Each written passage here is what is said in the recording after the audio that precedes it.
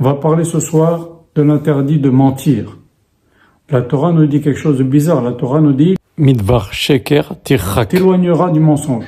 Pourquoi Dieu ne nous dit pas tu ne mentiras point, comme il nous dit tu ne tueras point, tu ne voleras point, tu feras point d'adultère. Pourquoi Dieu ne nous dit pas tu ne mentiras point? Dieu nous dit tu t'éloigneras du mensonge.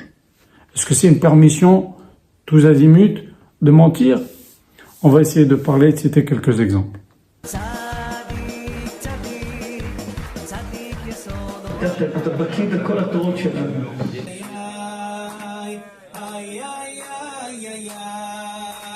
Beshem Hashem, Naseh Venatzliach, secours et pour la réfoua chez les mains des blessés, pour la libération Bezrat Hashem des otages et pour l'Atzlacha des soldats qui vont lutter contre le mal absolu. Bezrat Hashem, ils vont les éliminer. On voit déjà dans la paracha Lech Lecha, vous le savez certainement, Avraham Avinu descend en Égypte, il se rend compte que les gens, c'est que Sarah est très belle et que les gens, c'est un pays où ils sont très portés sur la débauche. Il dit à sa femme, tu vas être gentil, tu vas dire que tu es ma sœur. Vous savez que Sarah, c'était sa nièce, c'était aussi la sœur de Lot, c'était aussi sa femme, bien entendu. Et il dit à Sarah, tu diras que tu es ma sœur. Pourquoi? Afin qu'il me fasse des cadeaux. Bon, on a déjà parlé ça dans les cours, qu'est-ce que ça veut dire afin qu'il me fasse des cadeaux, mais en tous les cas, on voit qu'Avraham Avinu, il a peur pour sa vie. La Torah nous le dit, si je dis que c'est ma femme, ils vont me prendre, ils vont me tuer. Ils vont me tuer à cause de ma femme. Et donc, comme ça, il a eu la vie sauve. On voit un peu plus loin dans la Torah qu'Avraham Avinu arrive dans le pays des Philistins. Il dit à sa femme, Sarah, encore une fois, dis que t'es ma sœur. Kaviachol, ment, ça veut dire ment. Ou sinon, on va me tuer. Et effectivement, on va pas le tuer, puisque c'est pas sa femme, les gens croient que c'est pas sa femme, eh ben on lui prend, entre guillemets, sa sœur, et on va essayer de négocier avec lui pour, bon, ils ont même pas eu le temps, Akash Baruch Hu, il les a frappés, et Avimelech dit à Abraham, pourquoi tu m'as pas dit que c'est ta femme? Abraham Avinu lui répond, je savais qu'il n'y a pas de crainte d'Hachem dans cet endroit, et si jamais je dis que c'est ma femme, ils vont me tuer. C'est-à-dire que s'il n'y a pas de crainte dans un endroit, crainte d'Hachem dans un endroit, ils sont capables des pires choses qu'on a vues, et comme on a vu durant toute l'histoire. Maintenant, je vous cite encore un autre exemple, de la Torah. Alors là, c'est Akadosh Baruch Hu. Akadosh Baruch Hu, il envoie des anges. Au début de la parashat de Vaïra, il envoie des anges dire à Avraham Avinu que Sarah va tomber enceinte, qu'elle va avoir un enfant alors qu'elle a 90 ans. Et lui, il a 100 ans, 99 ans. Et Sarah, elle dit, mais comment je vais pouvoir avoir un enfant? Mon mari est vieux. Et Hachem dit à Avraham Avinu, Sarah Hari, elle a dit qu'elle était vieille. C'est pas vrai? Excusez-moi. Elle a dit qu'il était vieux. Avraham est vieux. Et Dieu, il dit à Avraham, Sarah Hari, elle a dit qu'elle était vieille. Alors, qu'est-ce que c'est que ça? Chazvi Shalom, c'est quoi ces changements de... D'ailleurs, la Torah nous dit, le Chachamim nous dit dans la Gemara, Mutar leshnot mitne ashalom. On a le droit de changer, pas mentir, changer. C'est ce qu'a fait de là, on apprend de cette histoire, qu'Akash Baruch Hu dit à Avraham Avinu, si Akash Baruch Hu dit à Avraham Avinu, Sarah a dit que t'es vieux. Avraham Avinu, il va disputer avec sa femme, ou il va être vexé. Alors Akash Baruch Hu, elle a dit qu'elle était vieille. Il a changé. Et je vous cite encore, on pourrait citer des exemples de façon infinie, dans les Gemarot, etc. Mais, on va tirer une conclusion de tout cela.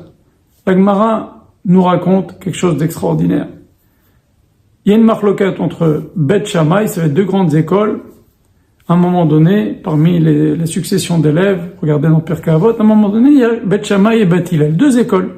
Ils étaient très amis, mais au niveau de la conception de la vie, au niveau d'Halachot, ils étaient complètement opposés sur beaucoup de sujets. Et la question qui était en discussion, c'est un homme qui se marie avec une femme. Elle est pas belle. Est-ce qu'on lui dit au Khatan, tu sais, elle est pas belle? Tu es marié avec une femme pas belle. Et Bet Hillel, ça c'est ce que dit Bet Shammai, Bet Hillel dit non, tu dois lui dire qu'elle est belle. Dis-lui qu'elle est belle. Pourquoi tu lui dis ça y est, il est marié, pourquoi tu lui fais de la peine? Bet Shammai, ils répondent, ils disent non, il y a marqué dans la Torah, Bipne Sheker, Tichak, tu t'éloigneras du mensonge. Pourquoi tu veux que je lui dise qu'elle est belle si elle n'est pas belle? Je veux pas mentir, je dois m'éloigner du mensonge. Et il y a quelque chose d'extraordinaire dans cette Gemara, c'est que Bet Hillel, il reçoit une bombe de la part de Bet Shammai qui lui dit, moi je te cite un verset qui te dit, tu t'éloigneras du mensonge. Tu veux casser un verset, tu es obligé d'apporter un autre verset.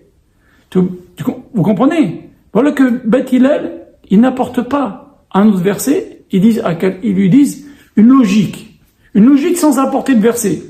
À chaque fois qu'il y a une discussion dans la Gemara, quand quelqu'un il apporte un verset, si tu veux rivaliser avec lui, voir le contraire, tu es obligé toi aussi d'apporter un verset. Si lui il apporte un verset et tu apportes autre chose qu'un verset, tu dis ça n'a pas de poids. Et bien quand même, Bet Hillel, il rapporte une logique, il rapporte pas un verset. Il aurait pu lui dire, tu sais, voilà la preuve. De ton verset, j'ai une preuve. La Torah, elle te dit, tu t'éloigneras du mensonge, elle te dit pas, tu ne mentiras point. Donc il y a des fois où c'est quand même un petit peu nécessaire. Et en fait, ça inclut dans la réponse de Bet Hillel. Bet Hillel dit, quand quelqu'un il a acheté quelque chose, ça y est, il a acheté. Tu vas lui dire, c'est moche. Avant qu'il achète, il te pose la question, tu lui dis, achète ça ou j'achète ça. Ou je fais cette affaire ou je fais pas cette affaire. J'achète cette maison, j'achète pas cette maison. Tu peux lui donner ton avis. Mais une fois qu'il a acheté, est-ce que c'est intelligent d'aller lui dire c'est moche? Tu vas lui cacher son plaisir, tu vas lui cacher sa joie, tu lui à ses yeux, cette femme, elle est jolie. Alors, bien entendu, aujourd'hui, c'est pas tellement des choses qui se disent de dire à l'époque, ils étaient tellement sains que ça se disait de dire entre hommes, elle est très jolie ta femme. Aujourd'hui, ça se dit pas, ça se fait pas.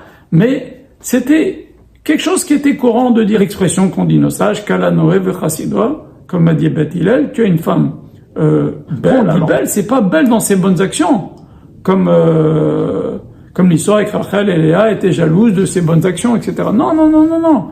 Elle est belle physiquement. On va essayer maintenant d'expliquer pourquoi Kadosh Baruch Hu n'a pas dit il est interdit de mentir. Parce que quand quelqu'un veut te faire du tort, il y a une petite porte ouverte pour changer, pour t'éviter du tort que quelqu'un peut te faire. Avraham Avinu, il était en danger de mort. Donc s'il dit c'est ma femme, il va se faire tuer. Alors bravo, t'as dit la vérité, t'es mort. C'est bien, c'est intelligent. Non, Hachem, il sait qu'il y a des fois, avec des Rechaïm, avec des gens mauvais, avec des gens qui veulent te faire du tort, t'as le droit de changer pour éviter les problèmes. C'est pour ça que la Torah, elle n'a pas interdit de façon catégorique. Voilà. Et bien pareil aussi pour le shalom, on a le droit de changer. Par exemple, un homme, une femme, elle fait un plat et il le trouve moyen. Eh ben, tu peux lui dire il est moyen, mais si t'as perdu, si tu lui dis elle est très bien, elle est contente, elle a travaillé, elle s'est fatiguée, elle t'a préparé, elle a fait des courses, elle a cuisiné. Voilà. On voit aussi que Kadosh Baruch Hu, pour le shalom bayit, il n'a pas dit à Avraham Avinu, ta femme a dit que t'étais vieux, elle a dit qu'elle était vieille. Donc, il y a des fois, pour le shalom bayit, ou pour à manier avec de grandes précautions, c'est pas du tout, faut pas mal comprendre mon cours, c'est pas une permission de mentir, ce cours-là, chas v'shalom, mais c'est qu'il y a des fois où quand t'as quelqu'un qui te fait des problèmes majeurs et que ça peut te coûter très cher si tu dis la pure vérité, alors la Torah, elle a prévu pour que tu sois sorti d'affaire la permission de ne pas transgresser la Torah et de dire autre chose, changer pour éviter des gros problèmes ou éviter des marloquettes dans le foyer. Et pareil, avec Khatan Vekala, l'histoire de Bet Hillel et Bet Shammai, lui, ça y est, il est marié maintenant. Pourquoi tu vas lui casser le moral? Dis-lui, elle est jolie. Lui, il la trouve jolie de toute façon. Elle est peut-être pas jolie pour toi, mais pour lui, elle est jolie. Alors, c'est marié avec elle, c'est qu'il la trouve jolie. Alors, dis-lui, elle est jolie. C'est pas grave. Et ça, c'est une grande réponse aux gens qui vous disent « Ah ouais, mais la Torah, c'est trop carré, etc. » Regardez Bet Hillel. Il a en face de lui une bombe de la part de Bet Shammai qui lui dit « Je t'apporte un verset, tu dois t'éloigner du mensonge. Si tu dis qu'elle est belle alors qu'elle n'est pas belle, tu rentres dans l'interdit, il faut s'éloigner du mensonge. » Et Bet Shammai, et Bet Hillel, il répond pas avec un verset, il répond avec des lois de société. La Torah tient compte, la Torah c'est Darkei Noam, la Torah c'est des voies douces, des voies agréables. Si je lui dis elle est moche, je casse la douceur de l'art de vivre de la Torah.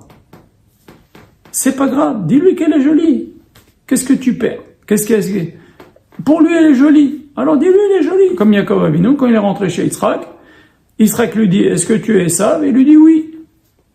Et Rachid dit, oui, mais il pensait dans sa tête, oui, ton aîné, c'est Esav, etc., etc. Il y a plein d'exemples dans la Torah. Donc il y a des fois où il y a des choses qui sont importantes, comme le Shalom Bayit, comme des gens qui peuvent vraiment vous faire beaucoup de tort, où il est permis de changer un petit peu. Encore une fois, je me répète, mais c'est pas un joker à sortir toutes les 2 secondes. C'est vraiment, comme j'ai dit, pour le Shalom Bayit, et quand il y a des gens qui veulent vous faire du tort, c'est un joker que l'on peut utiliser parce que Hachem n'a pas formellement interdit toute forme de mensonge. Il a laissé face à des gens méchants ou à des situations de Shalom Bayit la possibilité de changer, pas pour le plaisir de mentir, mais pour éviter des histoires ou pour faire plaisir à un Khatan Vekala. Voilà. Maintenant, il faut savoir aussi une chose qui est quand même importante. Si maintenant quelqu'un il se trouve au tribunal, et au tribunal, il peut en mentant éviter d'être condamné, alors elle n'a pas le droit de mentir. On n'a pas le droit de mentir dans un tribunal. Même si c'est pour se sauver des histoires, même si c'est pour le Shalom Bayit, même si c'est pour faire plaisir à Khatan Vekala, dans un tribunal, on n'a absolument pas le droit de mentir. Voilà. Donc maintenant on comprend pourquoi Abraham a dit ça à Sarah, tu es ma sœur, dis que tu es ma sœur, comme ça, il a la vie sauve. C'est important. C'est Pikuach Nefesh. Alors vous voyez, c'est un truc, c'est quelque chose à manier avec précaution. Qu'Hachem vous bénisse.